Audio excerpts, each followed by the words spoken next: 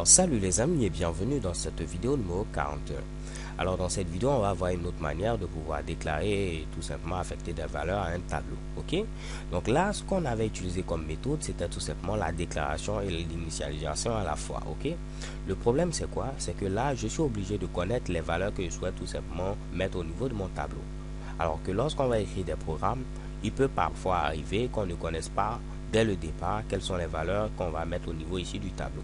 Donc cette méthode ne pourra tout simplement ici pas nous arranger. Ok, donc la deuxième méthode c'est de faire quoi? Je vais effacer tout ce Mitsubishi. Donc pour appliquer la deuxième méthode c'est comme d'hab, je mets ici int avec crochet, je mets ici le nom de mon tableau et je mets ici new int comme ceci, je mets mes fameux crochets, je mets par exemple ici 4 et je vais vous expliquer ce Mitsubishi.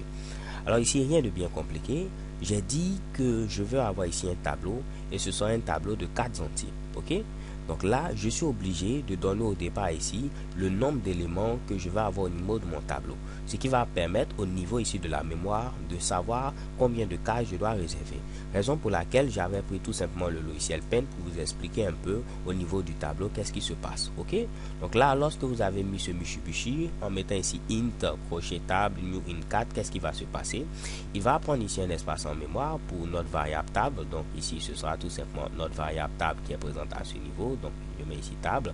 Ok, et ensuite vous avez dit que vous voulez un tableau ici de 4 entiers, donc il va faire un tableau à ce niveau pour 4 entiers, donc ici premier, le deuxième, le troisième et le quatrième. Ok, et là il va dire que notre variable table qui est présente à ce niveau va pointer sur notre fameux tableau là. Ok, alors ce qu'il faut savoir c'est qu'il y a des valeurs par défaut.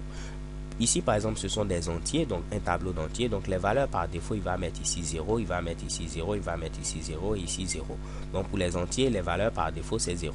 Si j'avais par exemple des doubles, la valeur par défaut ce sera ici tout simplement 0.0. Ok, si j'avais ici des booléens, la valeur par défaut ce sera tout simplement ici false. Ok, si j'avais un objet particulier, la valeur par défaut ce sera ici par exemple nul.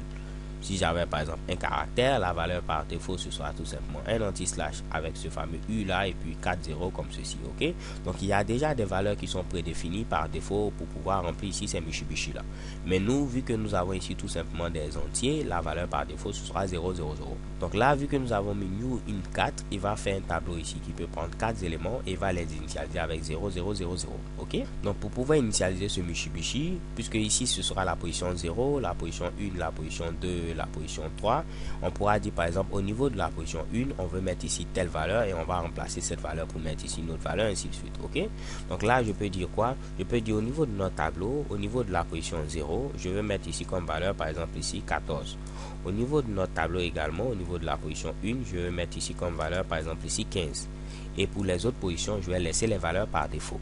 Donc pour vous prouver ce Mitsubishi, si je mets ici system.out.println comme ceci pour afficher une valeur, c'est pas println, c'est println. Ok, je vais afficher pourquoi pas tab 0, donc je mets ici tab 0 comme ceci, je vais l'additionner à tab 2, donc je mets ici tab 2.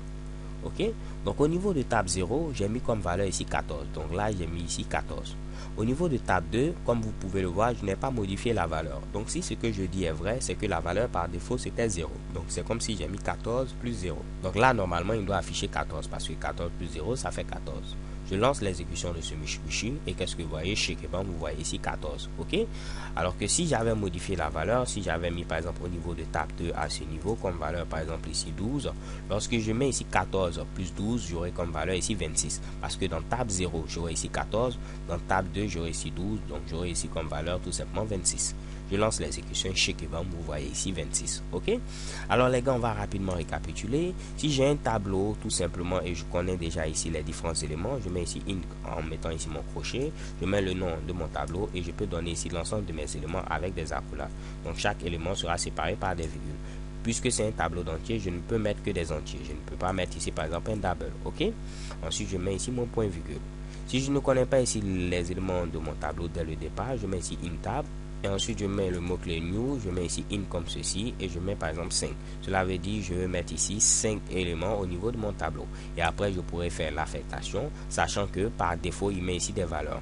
Si c'est un entier, il met ici 0, un double 0.0, ainsi de suite. Ok, ce qu'il faut savoir c'est qu'une fois que vous spécifiez ici la taille, vous ne pourrez plus la changer. Si j'ai mis par exemple ici 3 pour dire que c'est un tableau à 3 éléments, donc après je ne peux pas venir modifier pour dire que c'est un tableau maintenant à 5 éléments.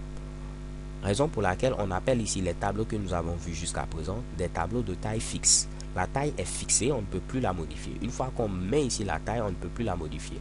De même, lorsque je mets ici une table et je mets ici les valeurs, par exemple 15, je mets ici 12, je mets ici 56, implicitement, j'ai dit tout simplement que c'est un tableau à 3 éléments. Donc après, je ne peux plus modifier. OK?